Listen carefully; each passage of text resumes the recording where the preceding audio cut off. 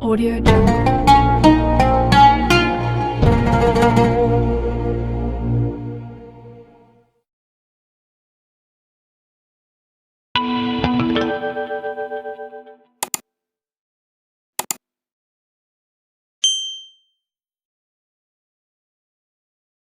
Assalamualaikum ya akhi ya ukhti. Assalamualaikum ya akhi ya ukhti.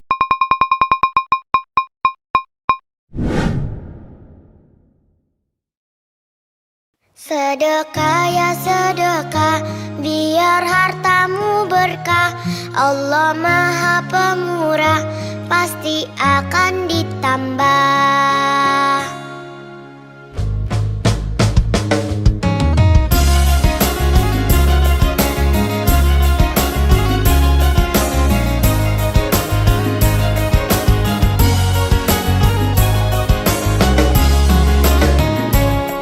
Allah Maha Kaya, Allah Maha Segalanya.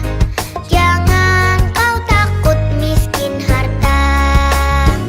Indahnya saling berbagi, indahnya saling memberi. Allah jamin pasti kembali. Hartalah titipan, jangan salah digunakan. Awas jangan sampai tergoda oleh syaitan. Sedekah yuk sedekah, biar hartamu berkah. Allah Maha Pemurah, pasti akan ditambah. Sedekah yuk sedekah, biar hartamu berkah. Allah Maha Pemurah, pasti akan ditambah.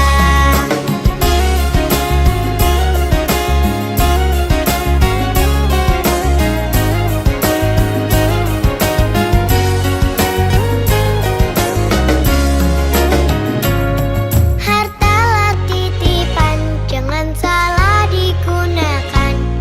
Awas jangan sampai tergoda oleh syaitan. Sedekah yuk sedekah, biar hartamu berkah. Allah Maha Pemurah, pasti akan ditambah. Sedekah yuk sedekah, biar hartamu berkah. Allah Maha Pemurah, pasti akan ditambah. Sedekah yuk sedekah, biar hartamu berkah. Allah Maha Pemurah, pasti akan ditambah. Sedekah yuk sedekah, biar hartamu berkah.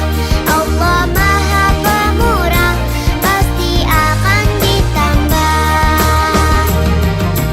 Ya Fatahu ya Rozak, ya Fatahu ya Rozak, ya Fatahu ya Rozak, ya Fatahu ya Rozak.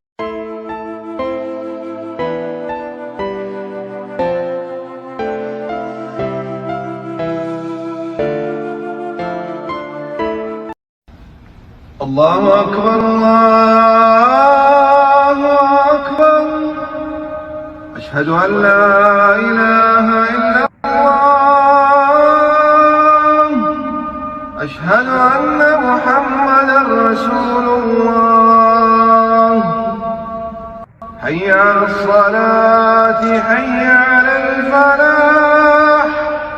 Qad qamatis salatu, qad قامت الصلاة. الله أكبر الله أكبر. لا إله إلا الله. Ayo sholat, lelaki muslim pasti sholat Jumat. Ayo sholat, lelaki muslim pasti sholat Jumat. Sohibul Hajat, Jumat Berkah 8 November tahun 2024.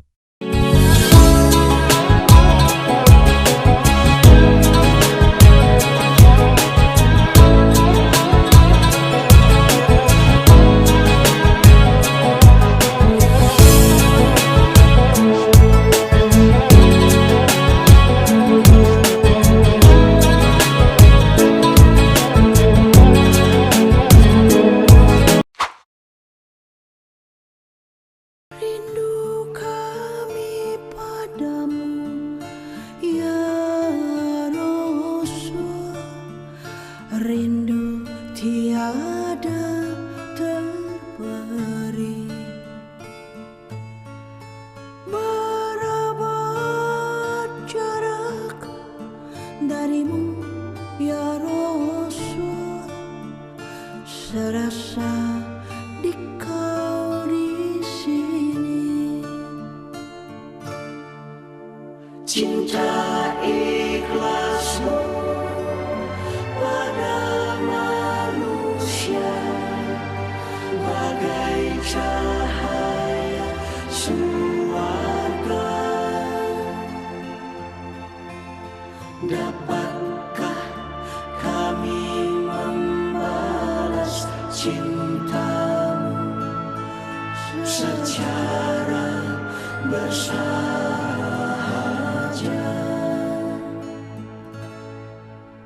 Rindu kami padamu ya Rasul, rindu tiada terberi. Berapa jarak darimu ya Rasul, serasa di kau di sini.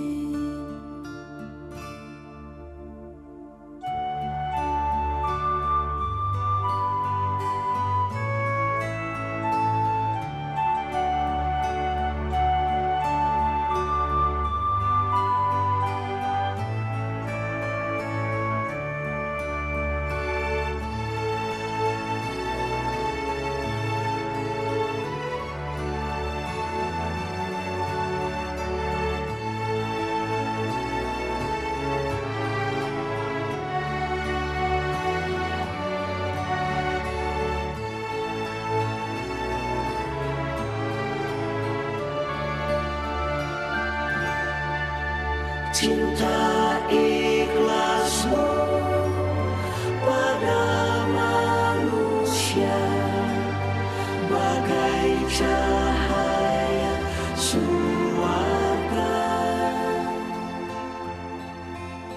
Dapatkah kami membalas cintamu secara bersahaja?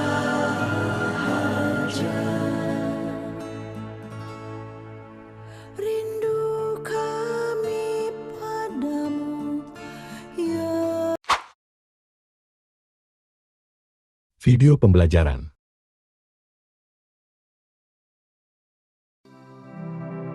Dalam kehidupan ini, banyak dari kita terjebak dalam pola berpikir bahwa untuk mencapai sesuatu yang lebih baik, kita harus terus-menerus berusaha, berjuang, dan bersaing. Seakan-akan dunia ini adalah medan pertempuran di mana hanya yang terkuat dan tercepat yang akan bertahan. Namun, seperti yang dikatakan Lao Tzu, mereka yang berdiri di ujung jari tidak berdiri dengan kokoh. Mereka yang terburu-buru tidak akan mencapai jauh. Mereka yang mencoba mengungguli orang lain malah meredupkan cahaya mereka sendiri. Kutipan ini mengajak kita untuk merenung lebih dalam tentang apa artinya berusaha dan apa yang sebenarnya kita kejar. Seringkali, kita merasa bahwa semakin banyak usaha yang kita lakukan, semakin baik hasil yang akan kita peroleh. Namun, apakah itu benar? Para filsuf Tao mengajarkan bahwa terkadang, semakin keras kita mencoba, semakin jauh kita tersesat dari tujuan sejati kita.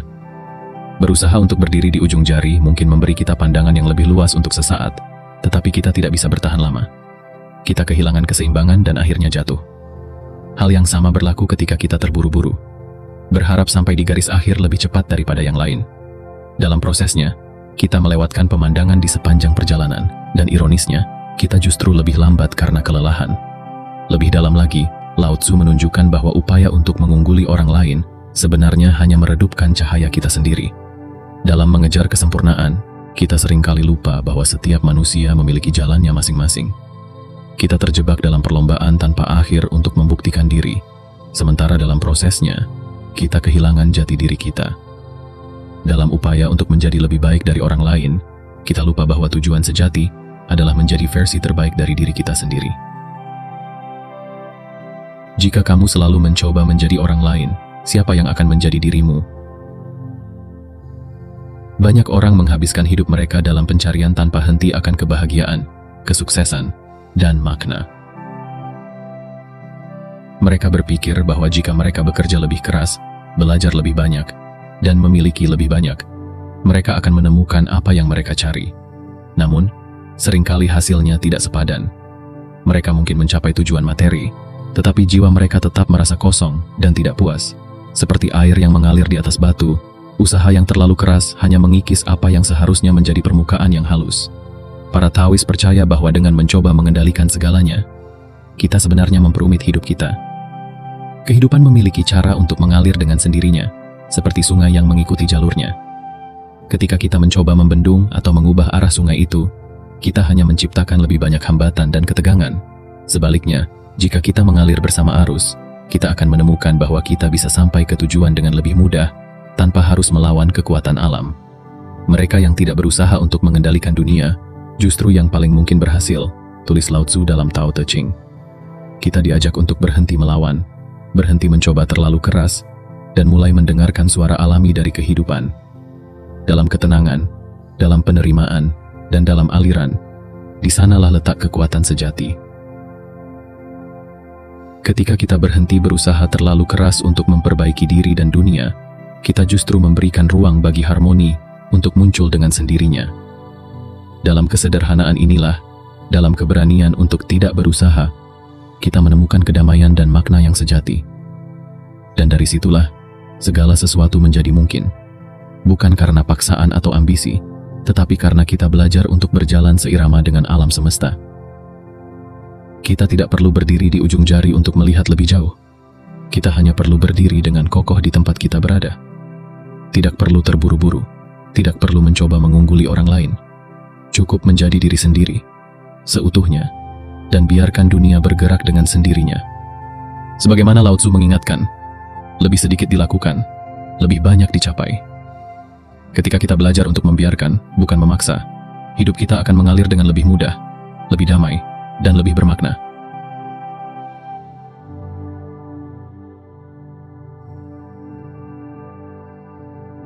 Manusia, dalam pencarian tanpa henti untuk mengendalikan dan memperbaiki dunia, seringkali terjebak dalam paradoks. Semakin keras mereka mencoba, semakin jauh mereka tersesat dari jalan yang benar. Para bijak Tao mengamati bahwa segala upaya kita untuk memaksakan perubahan dan mengatur alam hanya akan membawa kita pada ketidakseimbangan dan penderitaan. Lebih banyak aturan dan hukum hanya membawa lebih banyak pencuri, kata Lao Tzu dalam Tao Te Ching. Ini menggambarkan bahwa semakin banyak kita mencoba mengendalikan sesuatu, semakin banyak pula hal-hal yang tidak diinginkan muncul sebagai akibatnya. Dalam upaya manusia untuk mengubah aliran alam, kita seringkali mengabaikan fakta bahwa kehidupan memiliki ritmenya sendiri. Alam semesta ini bergerak dengan caranya sendiri, tanpa intervensi kita.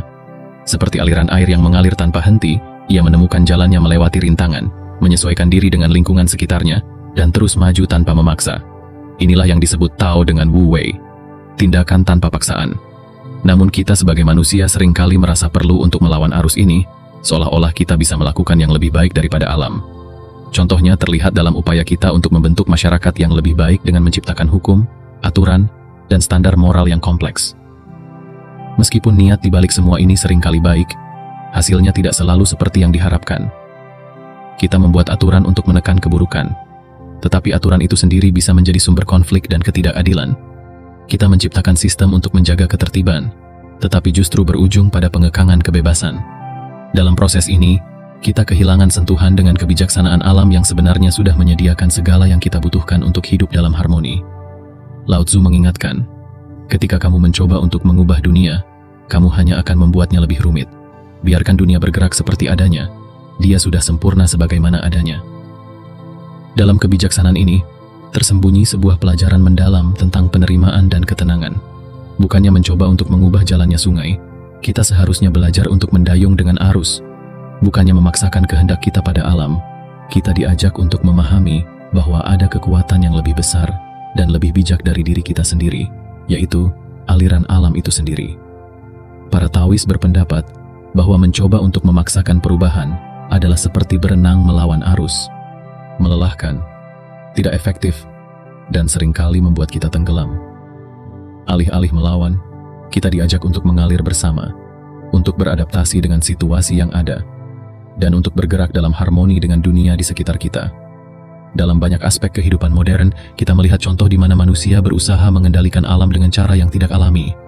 Kita menciptakan makanan instan, membangun kota-kota besar yang mengabaikan ekosistem lokal, dan mengembangkan teknologi yang seringkali lebih berfokus pada eksploitasi daripada kelestarian.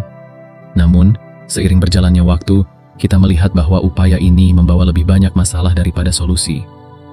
Pemanasan global, polusi, ketidaksetaraan sosial, dan krisis kesehatan mental adalah beberapa contoh hasil dari upaya kita yang tidak selaras dengan alam. Ketika kita mencoba untuk mengendalikan alam dengan cara yang tidak alami, kita tidak hanya merusak lingkungan, tetapi juga keseimbangan batin kita sendiri. Kita kehilangan kedamaian karena selalu merasa harus berbuat lebih, memiliki lebih, dan mengendalikan lebih. Dalam Zhuangzi, ada sebuah kisah tentang seorang petani yang mencoba memaksa pohonnya tumbuh lebih cepat dengan menarik-narik tunasnya. Hasilnya, pohonnya malah layu dan mati. Kisah ini menggambarkan kebodohan upaya manusia untuk mempercepat sesuatu yang sebenarnya sudah memiliki waktunya sendiri. Alam tidak terburu-buru, namun semuanya tercapai. Begitu pula dengan kehidupan kita. Ada saatnya untuk bertindak, ada saatnya untuk menunggu, dan ada saatnya untuk membiarkan sesuatu berjalan sesuai jalannya. Alih-alih melawan, Tao mengajarkan kita untuk hidup seirama dengan alam. Ketika kita belajar untuk melepaskan kendali dan menerima bahwa ada hal-hal di luar kuasa kita mulai menemukan ketenangan. Bukannya mengubah dunia untuk menjadi seperti yang kita inginkan, kita belajar untuk menghargai dunia apa adanya. Bukannya melawan aliran, kita belajar untuk mengapung dan membiarkan arus membawa kita ke tempat yang seharusnya. Sebagaimana Lao Tzu mengatakan, Tao tidak pernah berusaha, namun tidak ada yang tidak tercapai. Dalam penerimaan ini, kita menemukan kebebasan. Dalam ketenangan ini, kita menemukan kekuatan. Dan dalam mengikuti arus, kita menemukan jalan menuju kehidupan yang lebih damai dan bermakna. Sebuah kehidupan yang tidak dipenuhi dengan upaya keras untuk mengubah, tetapi dengan kebijaksanaan untuk memahami dan menghargai apa yang sudah ada. Di tengah dunia yang penuh dengan hiruk-pikuk dan dorongan untuk selalu produktif, konsep Taois tentang Wu Wei muncul sebagai sebuah paradoks yang menantang pandangan kita tentang usaha dan kesuksesan. Wu Wei, yang dapat diterjemahkan sebagai tidak bertindak atau bertindak tanpa usaha, adalah prinsip yang mengajak kita untuk selaras dengan alam semesta, bukan melawannya. Namun, pemahaman ini sering disalahartikan sebagai ajakan untuk menjadi pasif atau malas. Padahal, esensinya jauh lebih dalam dan filosofis. Wu Wei adalah seni bertindak dengan harmoni, di mana segala sesuatu tercapai tanpa paksaan. Dalam kehidupan sehari-hari, kita terbiasa dengan gagasan bahwa kita harus terus berusaha, berjuang, dan bekerja keras untuk mendapatkan apa yang kita inginkan. Namun, seringkali usaha yang terlalu keras justru membawa kita pada kelelahan dan kekecewaan. Seperti kata Lao Tzu, dalam dunia ini, lebih banyak dilakukan, lebih sedikit tercapai, lebih sedikit dilakukan, lebih banyak tercapai. Kutipan ini menyoroti bahwa terkadang, ketika kita berhenti memaksa dan mulai mengalir dengan alam, hal-hal menjadi lebih mudah dan lebih alami. Wu Wei bukan berarti kita harus duduk diam dan menunggu segalanya terjadi dengan sendirinya. Sebaliknya, ini berarti bertindak dengan penuh kesadaran dan tanpa keterikatan yang berlebihan pada hasil. Seorang penari yang menjadi satu dengan tarian, seorang musisi yang menyatu dengan musiknya, atau seorang pelukis yang larut dalam lukisannya. Inilah contoh Wu Wei dalam kehidupan. Mereka tidak berusaha, mereka hanya ada dalam momen tersebut, membiarkan tindakan mengalir dari diri mereka tanpa hambatan. Ini adalah bentuk tertinggi dari efisiensi dan harmoni, di mana pikiran dan tubuh bergerak sebagai satu kesatuan.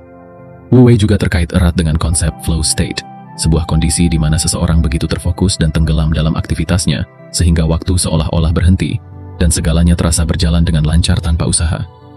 Dalam keadaan ini, kita menjadi tindakan itu sendiri, bukan sebagai pengamat atau pengendali, tetapi sebagai bagian dari aliran yang lebih besar. Misalnya, seorang atlet dalam puncak permainannya tidak lagi berpikir tentang setiap gerakan. Mereka hanya bertindak dengan sempurna tanpa perlu memaksakan diri. Inilah esensi dari Wu Wei. Bertindak tanpa harus berusaha terlalu keras. Para Taois percaya bahwa dengan mencoba terlalu keras, kita sebenarnya menahan diri kita sendiri. Kita menciptakan tekanan, kecemasan, dan ketidakpuasan ketika kita berfokus pada hasil akhir daripada menikmati prosesnya. Manusia membuat terlalu banyak aturan, terlalu banyak tujuan, dan mereka menjadi budak dari penciptaan mereka sendiri, tulis Zhuangzi. Ini menunjukkan bahwa dengan terlalu banyak mencoba mengendalikan, kita malah menjadi terbelenggu oleh upaya kita sendiri. Ketika kita melepaskan upaya berlebihan itu, kita membebaskan diri dari beban yang tidak perlu dan memungkinkan diri kita untuk mengalami kehidupan dengan lebih penuh dan lebih jujur. Dalam Wu Wei, ada penerimaan mendalam terhadap ketidakpastian. Alih-alih berusaha melawan atau menghindari tantangan, kita belajar untuk menghadapinya dengan tenang dan bijak. Kita berhenti memaksakan kehendak kita pada situasi yang di luar kendali, dan sebaliknya, kita menemukan cara untuk bergerak selaras dengan aliran kehidupan. Ini adalah tentang menjadi fleksibel seperti air, yang dapat menyesuaikan diri dengan bentuk apapun yang dihadapinya. Air mengalir ke tempat yang rendah, tetapi ia tidak pernah kalah. Ia selalu mencapai tujuannya.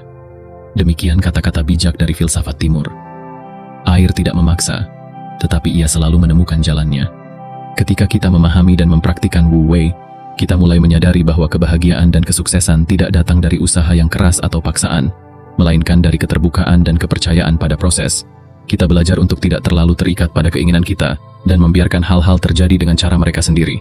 Wu Wei mengajarkan kita untuk menghormati ritme alam semesta dan menerima bahwa segala sesuatu memiliki waktunya. Dalam kebijaksanaan ini, kita menemukan ketenangan batin dan keteguhan dalam menghadapi segala perubahan. Wu Wei mengajak kita untuk berhenti mengejar dan mulai menerima, untuk berhenti berusaha dan mulai mengalami. Ini adalah seni hidup dengan penuh kesadaran, di mana kita tidak lagi merasa terdesak oleh waktu atau kewajiban, tetapi menikmati setiap momen dengan penuh perhatian dan rasa syukur. Dalam Wu Wei, kita tidak mencoba untuk mengubah dunia, tetapi kita membiarkan dunia mengalir melalui kita, membawa kita ke tempat yang seharusnya kita tuju. Dan dalam ketenangan itu, kita menemukan bahwa segala sesuatu mungkin, dan tidak ada yang benar-benar sulit untuk dicapai. Sebagaimana Lao Tzu mengingatkan kita, tindakan yang terbaik adalah yang tidak terlihat sebagai tindakan. Ketika kita menjalani hidup dengan prinsip Wu Wei, kita belajar untuk bergerak tanpa jejak, untuk memberi tanpa mengingat, dan untuk berbuat tanpa pamrih. Dan pada akhirnya, kita menyadari bahwa dalam tidak berusaha, kita mencapai lebih banyak daripada yang pernah kita bayangkan. Inilah seni Wu Wei, seni hidup dalam keseimbangan dan harmoni dengan alam semesta. Kita hidup di dunia yang terus berubah dan seringkali penuh ketidakpastian. Di tengah pergolakan ini, banyak orang merasa terdorong untuk memperbaiki dunia, baik melalui pergerakan sosial, reformasi politik, atau inovasi teknologi. Keinginan untuk membuat dunia menjadi tempat yang lebih baik adalah niat yang mulia. Namun para bijak tahu mengingatkan kita bahwa mencoba mengendalikan atau mengubah dunia seringkali justru membawa lebih banyak masalah daripada solusi. Apakah kamu ingin menguasai dunia dan mengendalikannya? Aku rasa itu tidak akan pernah bisa dilakukan. Dunia ini adalah wadah suci dan tidak bisa dikendalikan. Kamu hanya akan membuatnya lebih buruk jika mencoba, kata Lao Tzu dalam Tao Te Ching. Di balik nasihat ini terdapat ajakan untuk merenungkan hubungan kita dengan dunia dan apa artinya hidup selaras dengan alam. Lao Tzu menyatakan bahwa dunia ini adalah wadah suci, sesuatu yang indah dan kompleks dalam kesederhanaannya. Setiap upaya untuk mengendalikan atau mengubahnya seperti mencoba memahat awan dengan tangan. Tindakan yang sia-sia dan hanya membuat kita semakin jauh dari ketenangan. Seperti seorang seniman yang berusaha terlalu keras untuk mengubah mahakaryanya, kita berakhir merusak apa yang sudah sempurna dalam kealamian. Para Taois melihat dunia sebagai sistem yang sudah lengkap dan seimbang dengan sendirinya. Setiap elemen, dari yang terkecil hingga yang terbesar, memiliki tempat dan peranannya.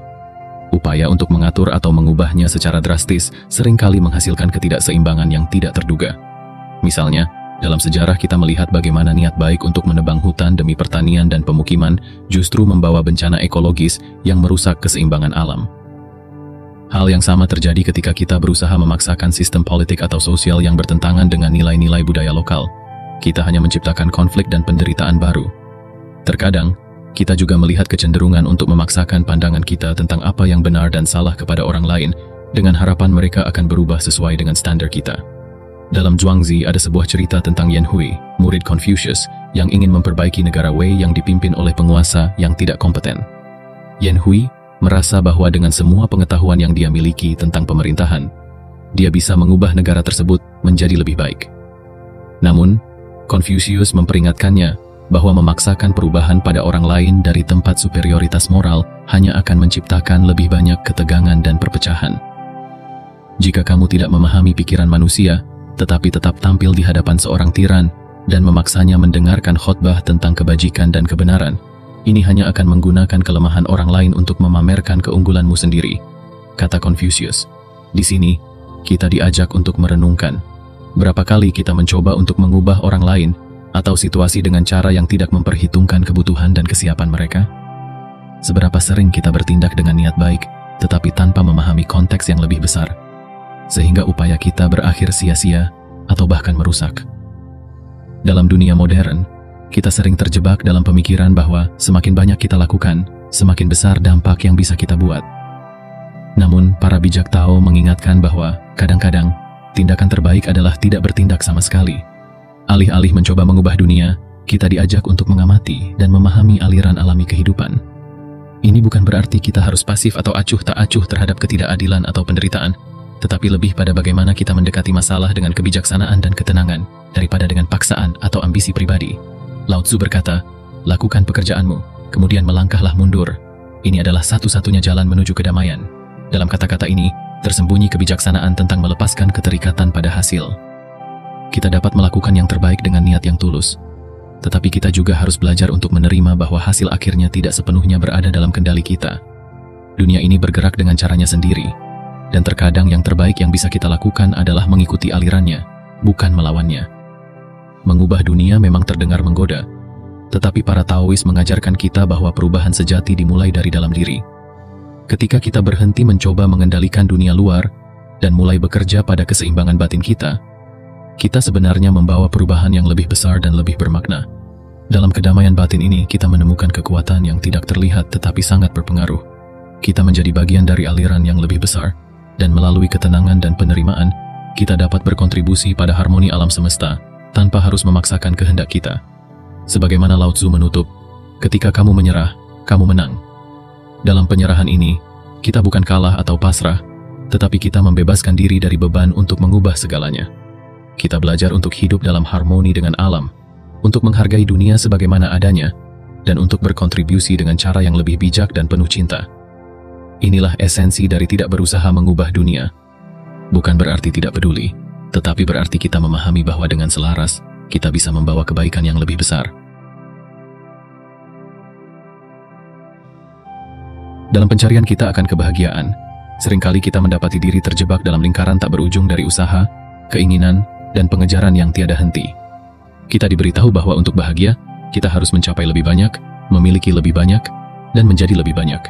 Namun, dalam proses mengejar hal-hal tersebut, kita justru sering merasa semakin jauh dari kebahagiaan yang kita dambakan. Para bijak Tao mengingatkan bahwa usaha keras dan keinginan yang berlebihan hanya membuat kita semakin jauh dari kebahagiaan sejati. Mereka yang mengejar dunia akan kehilangannya. Mereka yang membiarkannya datang akan mendapatkannya. Tulis Lao Tzu.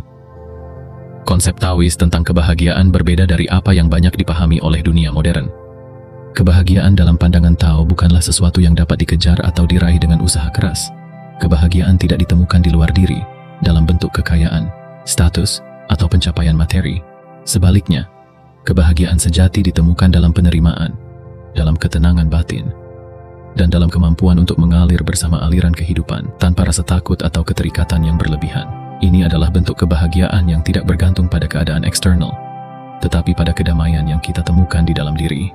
Salah satu pelajaran penting dari Tao adalah konsep Wu Wei, yang berarti tidak berusaha atau bertindak tanpa paksaan. Di dalam Wu Wei, kita diajak untuk tidak terjebak dalam usaha keras untuk mengubah atau mengendalikan dunia di sekitar kita. Alih-alih berusaha terlalu keras untuk mencapai kebahagiaan, kita diajak untuk membiarkan kebahagiaan datang dengan sendirinya, sebagai hasil dari hidup yang selaras dengan alam semesta. Sebagaimana air mengalir dengan lembut melalui sungai, begitu pula kita diajak untuk menjalani hidup dengan kelembutan, menerima apa adanya, dan tidak memaksakan kehendak kita pada dunia. Wu Wei mengajarkan bahwa kebahagiaan tidak datang dari usaha yang berlebihan, atau dari memaksakan hasil tertentu. Kebahagiaan datang ketika kita belajar untuk hidup dengan sederhana, menerima apa yang ada, dan membiarkan segala sesuatu mengalir sebagaimana mestinya. Ini bukan berarti kita harus pasif atau menyerah pada keadaan, tetapi lebih pada belajar untuk merespon dengan bijak, tanpa keterikatan yang berlebihan pada keinginan kita. Dalam Tao Te Ching, Lao Tzu menulis, jika kamu ingin menjadi utuh, biarkan dirimu menjadi sebagian. Jika kamu ingin menjadi lurus, biarkan dirimu menjadi bengkok. Jika kamu ingin menjadi penuh, biarkan dirimu menjadi kosong.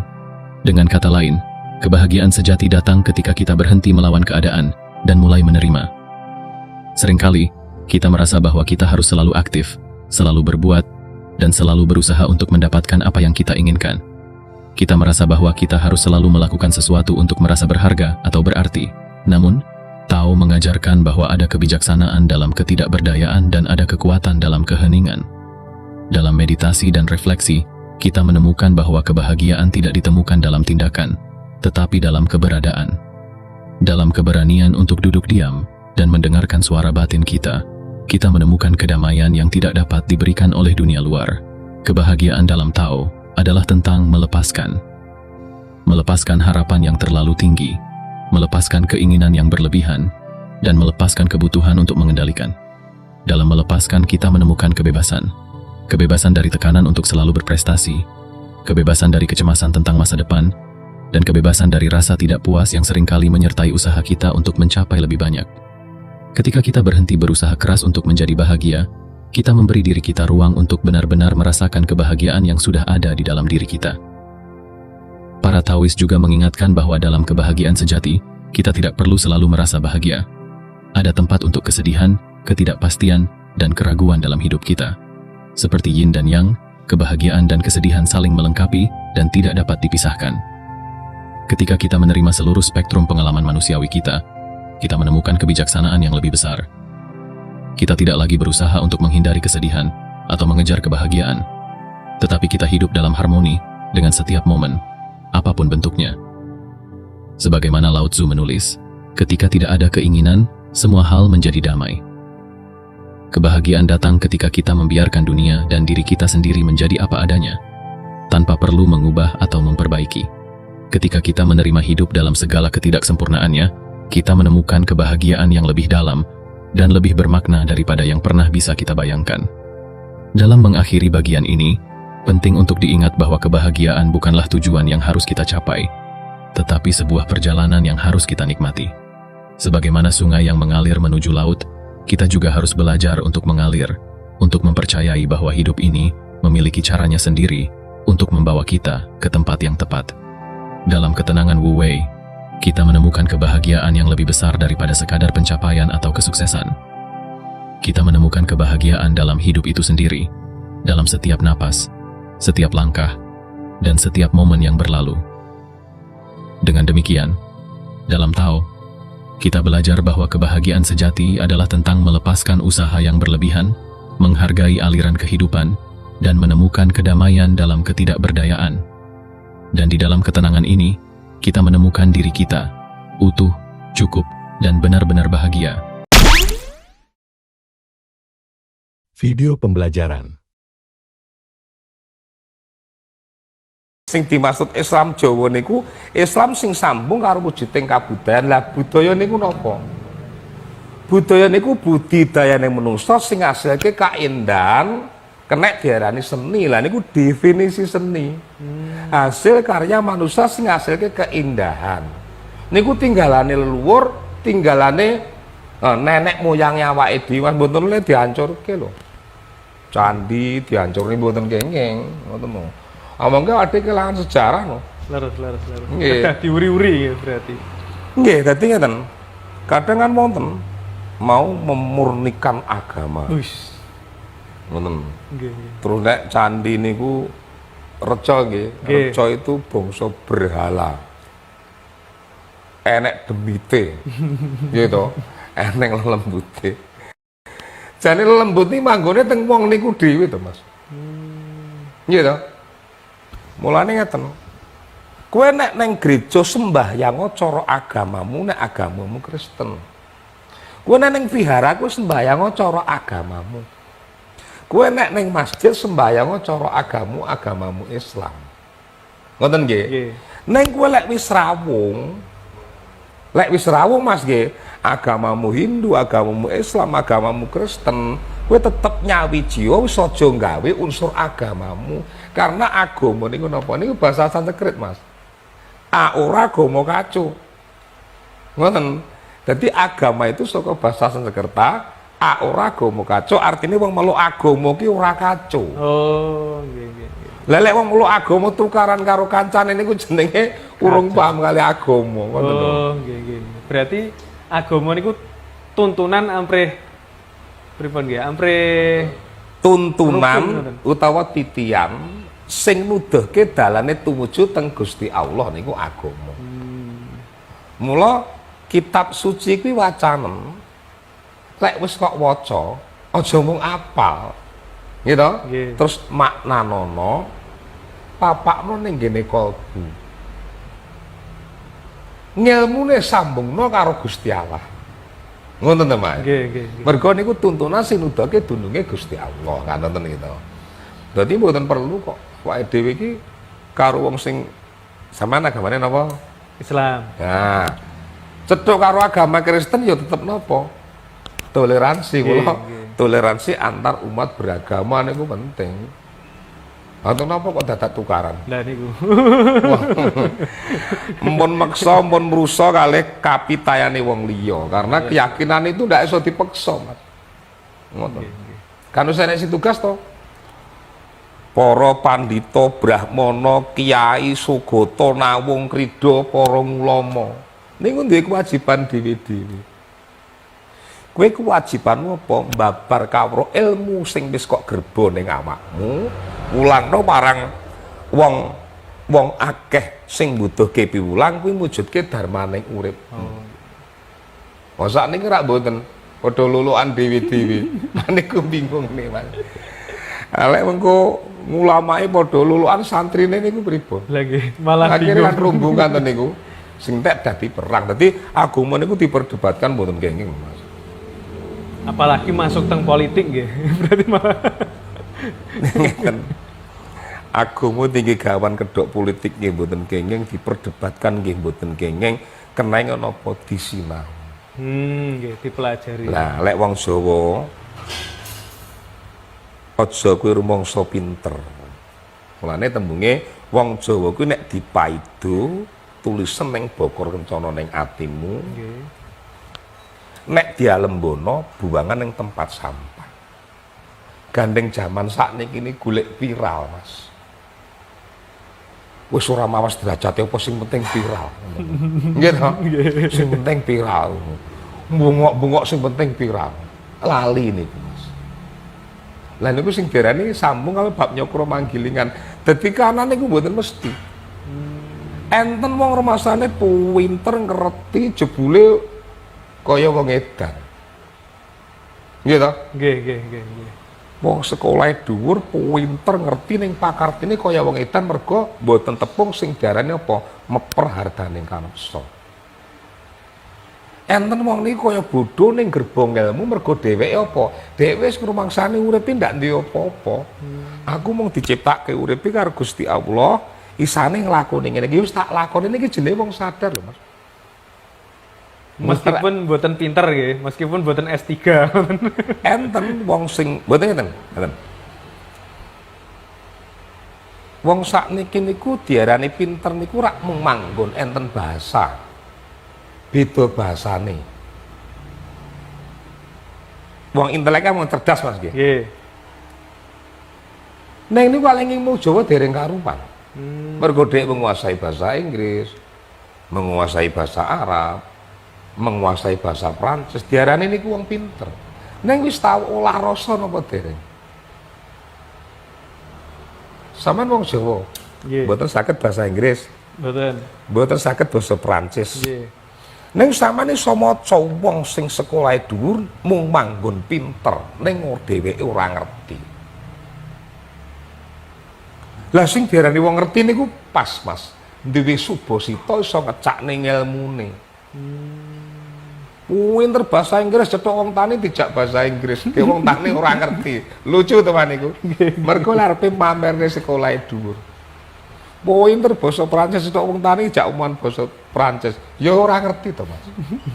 Ning dheweke puas karena kepandian utawa kepinterane niku wae. Lah niku jenenge napa? Wong sing nonjolke diri. Lah lek wong Jawa pinter sik meneng sik. Aku ning kene diperankan apa ora? Oh, nggih Gitu. nggih. Jadi tembunge aja cemong-congol adian to kowe pinter. Mulane lek wong Jawa mending ngene. Gaya-gaya meneng ngoten nggih berarti. Monggo Pak dipun persilakan panjenengan diaturi paring dawuh. kudu ngenteni niku, Mas. Nggih. Dadi ning jero samuan iku aja menang dhewe niku. Dadi wong sing duwe olah rasa jroning pangrasa, nek wis wong duwe olah rasa jroning pangrasa niku entekane napa? Iso ngajeni kalih sepadha niku. Nah, Kuncine niku. terus carane olah rasa niku Pak Sun. Ngajeng wae ora ampun kula matur. Tentang niku wau nggih, Ya, tentang aku niku sir, wau. ya. Aku sir merintah pikir, aku sir pikir nglahirke wujude niku akal. Musik akal merintah sikil karo tangan gembrayah lan jumangkah. Dadi ulekane ilmu teng riku. Nggih. Berarti tiyang ingkang pripun olah rasa niku selalu bertanya kepada hati sanubari niku wau nggih. Wong sing olah rasa akune niku tetep kompromi kalih pundi, Mas? Kalih ati sejati. Nggih. Kula kan ati matur. sejati, nggih. Analogi itu persamaan nggih. Nggih. Jadi analogi Tuhan itu padha kalih ati sejati utawa ati suci. Nggih. Wonten ati suci, ati sejati itu adalah sifat Tuhan. Mula di bapakne Tuhan ada di sini. Lah, buktine pun dilek Tuhan ada di sini. Karena tenang. Nggih.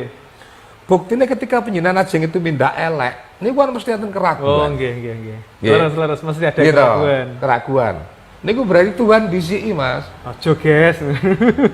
Ojo guys, ojo kok ojo guys, ojo kok colong kuwi dudu nakamu, guys. Niku disiki to. Tapi lek wong adoh kalih Gusti Allah gadur, ya pangkat dicolong mawon nggih. Niku berarti kurang cedhek kalih Gusti Allah. Mula akune cedhekno karo ati sejati niku wau.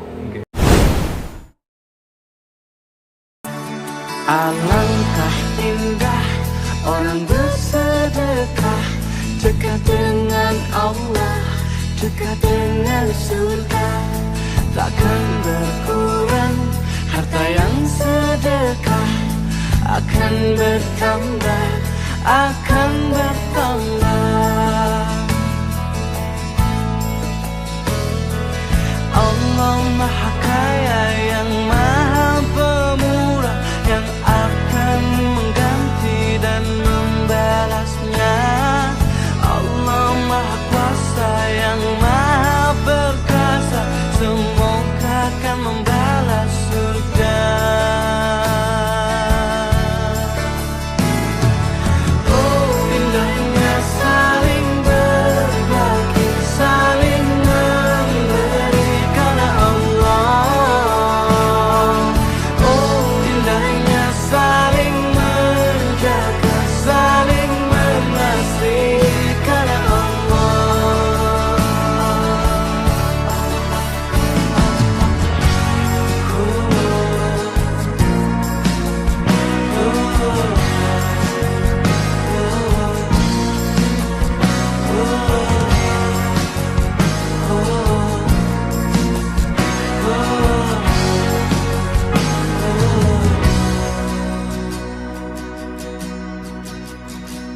Alangkah indah orang bersedekah, dekat dengan Allah, dekat dengan surga. Takkan berkurang harta yang sedekah, akan bertambah, akan bertambah. Oh, indahnya saling berbagi, saling memberi karena Allah. Oh, indahnya saling menjaga, saling mengasihi karena Allah.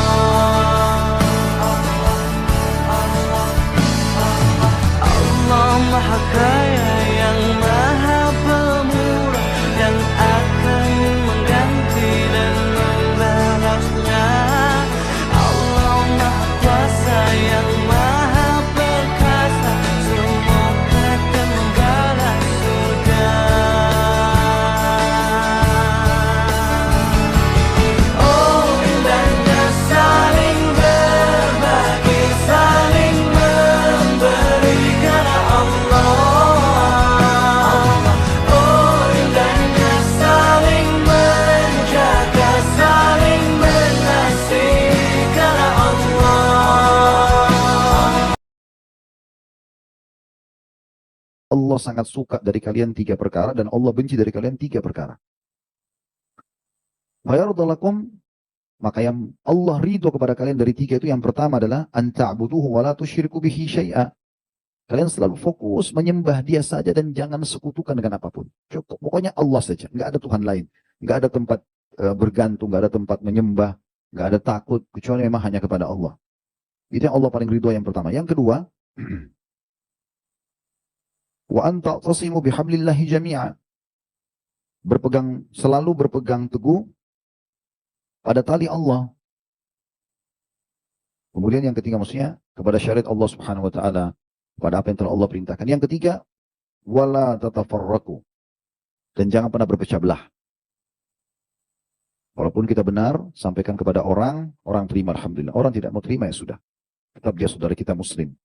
Tidak ada permusuhan. Ya udah. Jangan pernah luputkan orang miskin. Setiap lihat ya.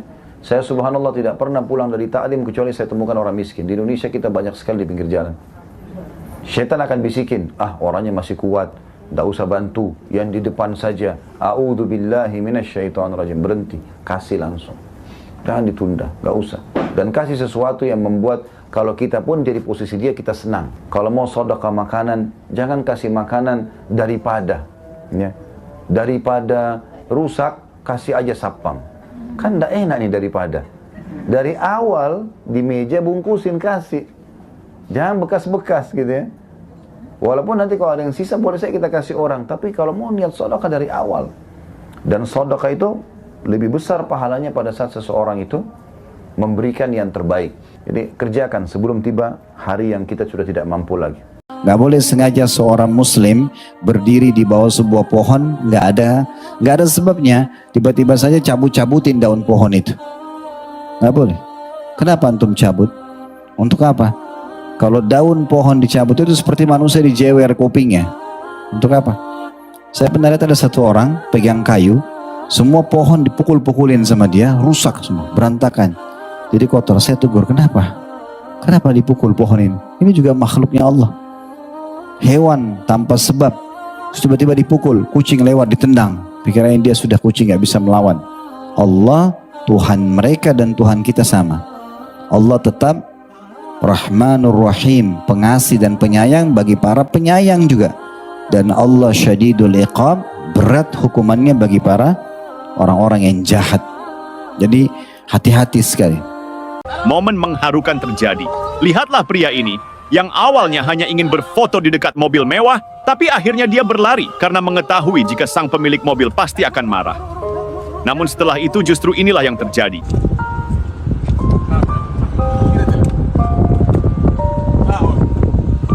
Ya, seringkali memberikan kebahagiaan kepada orang lain adalah hal yang akan membuat kita juga merasakan kebahagiaan. Masya Allah, semoga kita dimudahkan menjadi orang kaya seperti ini ya. Ada 2 penyebab orang banyak masuk surga. Patuh kepada Allah. Dia patuh ini, takwa ini artinya mengerjakan perintah Allah tanpa memilah mana wajib, mana sunnah, semua dikerjakan, meninggalkan semua larangan Allah, haram atau makruh.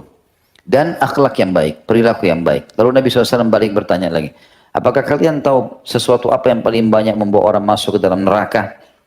Maka sahabat terdiam. Lalu Nabi SAW mengatakan, ya, lisan dan kemaluan. Rasulullah SAW memerintahkan untuk mewarnai uban dengan warna selain hitam. Bagaimana dengan mewarnai rambut yang belum beruban atau masih hitam? Semuanya dengan warna selain hitam. Boleh saja. Ulama sepakat mengatakan boleh mewarnai selain warna hitam. Banyak orang yang belum paham bahwa ada satu konsep sedekah yang kita selama ini belum mengerti. Bahwa sedekah paling baik memang terhadap keluarga kita sendiri, itu benar. Tapi ada sedekah yang lebih tidak kalah baiknya adalah bersedekah kepada diri sendiri. Jadi ketika Anda memasukkan sesuatu yang sehat kayak begini, diniatkan untuk bersedekah kepada tubuh kita, maka dapat pahala loh. Gitu maksudnya. Maka jangan pernah pelit kepada badan. Berikan yang terbaik kepada badan kita. Berikan terbaik. Salah satunya ya makanan yang sehat, minuman yang sehat, seperti itu. Untuk membedakan ini sakit medis dan bukan, itu jangan melalui dukun, tapi cukup jenengan dengan membaca ayat-ayat Al-Quran yang mudah. Caranya bacakan orang yang sakit tidak sembuh-sembuh ini, baik sakit lambung, sesak nafas, pusing terus-menerus, bacakan kurang lebih 5-10 menit ayat-ayat Al-Quran yang mudah. Surat yang 5 tadi boleh dibacakan, diperdengarkan, suruh wudhu dulu, perdengarkan, lalu kemudian setelah 5-10 menit kemudian usap bagian yang sakit dengan cara dicengkram, bagian yang sakit diusap, ditarik, bisa baca Allahumma adhibil ba'sa, ya Allah sembuhkan sakitnya. Begitu ditarik, diulang beberapa kali, boleh 3-5 kali. Kalau sakitnya sembuh maka itu medis. Kalau berkurang, kalau sembuh itu non medis. Kalau berkurang itu non medis. Berpindah itu non medis. Menyebar itu non medis. Kalau tidak berkurang, tidak sembuh, tidak menyebar, tidak berpindah, maka itu sakit medis. Musik haram, wayang haram, ini terus bank konvensional haram. Memangnya bank syariah itu gimana, coba saya mau tanya? Memang bank syariah itu murni syariah? Enggak juga, Pak. Induknya tetap bank konvensional, Pak. Memang BCA syariah itu lembaga yang terpisah dengan BCA biasa? Modal awalnya dari BCA konvensional, Pak. Terus kita sekarang menganggap apakah bank syariah ini juga pasti halal semua? Enggak juga. Makanya Darul Iftah kemudian membuat keputusan, udah daripada kita berdebat nggak selesai-selesai soal ini, kita tetap mengharamkan riba, tapi bank konvensional tidak termasuk riba. Ini Majelis Ulama Mesir. Sekarang Pak, Saudi yang berpuluh-puluh tahun mengharamkan bank konvensional, dulu itu saya naik haji tahun 97, Pak. Satu-satunya bank di Saudi itu namanya Al-Raji. Sekarang Pak, di Saudi itu udah ada JP Morgan, ada Deutsche Bank, Bank Jerman, ada BNP Paribas dari Spanyol, ada Standard Chartered. Semua sama, Pak. Pada akhirnya peradaban manusia ini tidak akan bisa dibendung lewat pengharaman atau penghalalan saja. Orang yang sudah lanjut usia, hatinya akan tetap muda dalam dua hal. Fi hubbid dunia. Yang pertama, cinta dunia. Yang kedua, watulil amal, panjang angan-angan. Hadis riwayat Bukhari dan Muslim. Jadi Rasulullah Shallallahu Alaihi Wasallam di dalam hadis ini menyebutkan bahwa manusia itu dalam dua hal gak kenal tua. Malah bisa jadi semakin tua semakin menjadi-jadi. Apa yang pertama? Cinta dunia. Yang kedua, panjang angan-angan. Video dakwah.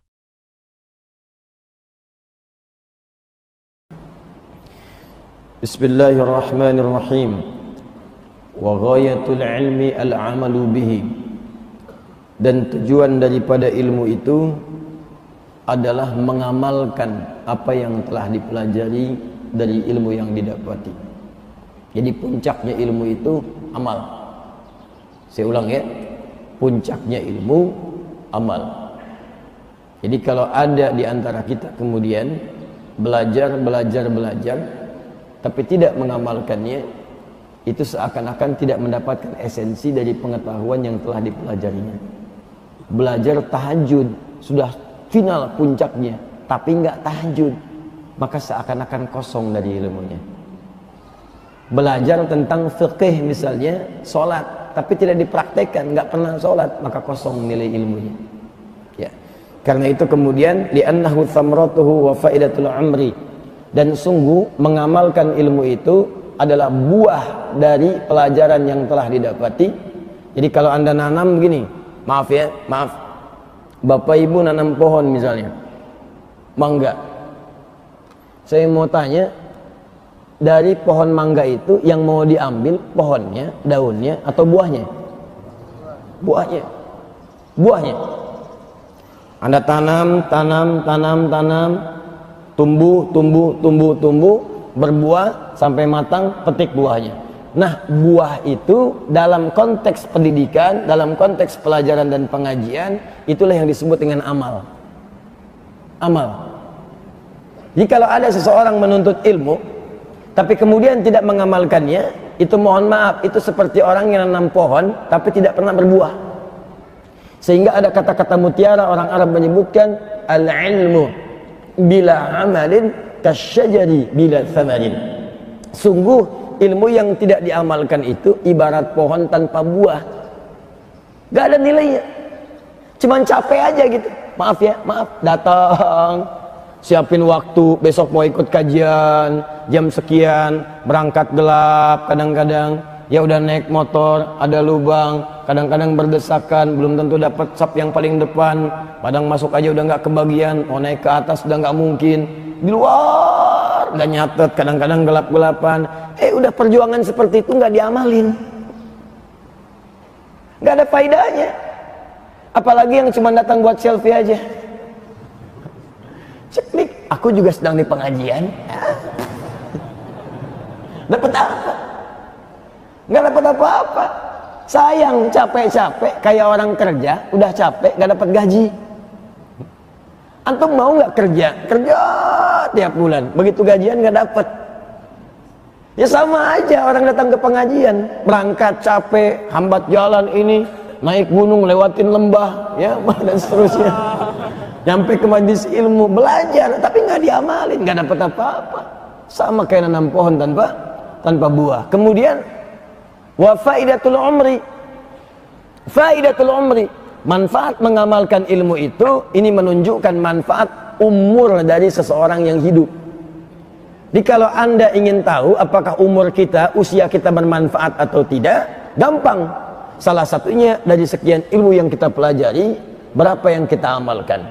Jadi kalau dari setiap kita belajar, kita amalkan, kata Syekh Hashim, itu menunjukkan bahwa umur kita itu berkah. Hidup kita bermanfaat. Video dakwah. Di sini ada pertanyaan, apa pendapat antum tentang Jumat berkah? Adakah dalil atau nasnya? Ya, ucapan Jum'ah Mubarakah yang diucapkan oleh sebagian kaum muslimin di setiap hari Jumat, ini termasuk bid'ah di dalam agama. Disebabkan karena para sahabat Nabi SAW, ya, mereka mengetahui bahwa hari Jumat adalah hari yang berkah. Para tabi'in, para ulama-ulama setelahnya, mereka mengetahui hari Jumat adalah hari yang Allah berkahi. Hari yang dimana di situ diperintahkan untuk banyak bersolawat kepada Nabi SAW dan keutamaan-keutamaan yang lain. Sore hari selepas sholat asar adalah waktu yang mustajab seorang muslim untuk berdoa kepada Allah Subhanahu wa taala. Kita tidak mengingkari bahwasanya hari Jumat adalah hari yang istimewa, banyak keutamaan-keutamaan di dalamnya. Namun menjadikan ucapan Jum'ah Mubarakah sebagai tahniah, sebagai ucapan-ucapan yang dengannya seorang membiasakan itu di setiap Jumat, ini adalah perbuatan yang tidak dilakukan oleh para sahabat Nabi, oleh para salafus saleh. Termasuk di antara bid'ah di dalam agama. Sebagaimana yang diucapkan oleh Syekh Abdul Aziz Ibn Rayas Ar-Rayas hafizahullah ta'ala, ya, beliau ketika membahas hal ini, alasannya adalah karena ini termasuk di antara sunnah tarkiyah yang ditinggalkan oleh Nabi dan para sahabat-sahabatnya, padahal ada motivasi untuk melaksanakannya. Ada dorongan untuk Nabi SAW melakukannya, dan tidak ada yang mencegah Nabi dan para sahabat untuk melakukannya. Maka ketika dikerjakan oleh orang-orang setelahnya, itu jatuhnya bid'ah di dalam agama. Maka kita tanya kepada orang-orang yang setiap Jumat mengatakan Jum'ah Mubarakah, bikin status Jum'ah Mubarakah, Jum'ah Mubarakah. Kita tanya kepada Anda, apakah Nabi SAW punya motivasi kuat untuk mengucapkan ucapan-ucapan seperti ini di setiap Jumat? Tentu ada. Ya, ada motivasi dari Nabi SAW. Karena Nabi itu adalah orang yang paling fasih. Nabi tidak pernah melewatkan suatu amal soleh kecuali Nabi ajarkan itu kepada para sahabat-sahabatnya. Seandainya ucapan Jum'ah Mubarakah ini adalah suatu hal yang baik, maka Nabi pasti akan mengajarkannya. Ada motivasi dari Nabi SAW. Beliau adalah orang yang paling semangat untuk mengajarkan kebaikan. Kemudian yang kedua, tidak ada yang menghalangi Nabi untuk mengucapkan Jum'ah Mubarakah. Apa susahnya mengucapkan Jum'ah Mubarakah di setiap Jumat? Ya, tidak ada halangan Nabi SAW mengucapkan demikian. Apakah berat mengucapkan Jum'ah Mubarakah sehingga Nabi diberi uzur karena nggak bisa mengucapkannya? Tidak. Maka ketika Nabi ada motivasi, tidak ada yang menghalangi, kemudian orang setelah Nabi, setelah zaman para sahabat, memunculkan ucapan ini dan diucapkan setiap hari Jumat, maka jatuhnya itu bid'ah di dalam agama. Maka tinggalkan. Ini bukan termasuk kebiasaan salaf. Setiap Jumat pasang status Jum'ah Mubarakah, Jum'ah Mubarakah. Ini bukan kebiasaan para salaf. Naam, hadza wallahu a'lam bishawab. Hasbunallah, hasbunallah wa ni'mal wakil. Ni'mal maula, ni'mal maula wa ni'man nasir.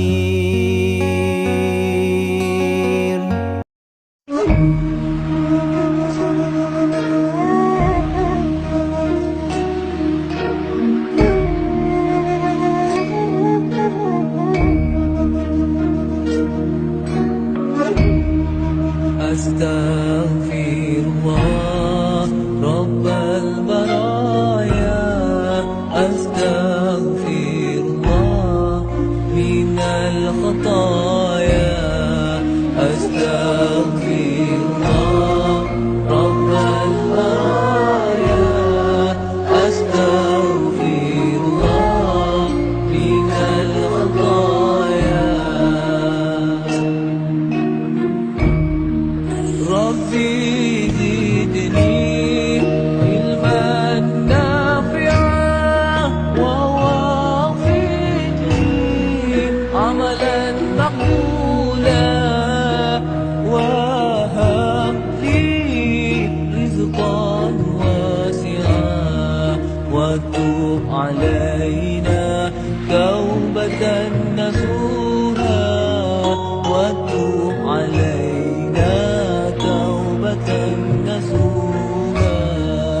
astaghfirullah rabbal baraya, astaghfirullah minal khataya, astaghfirullah rabbal baraya, astaghfirullah minal khataya.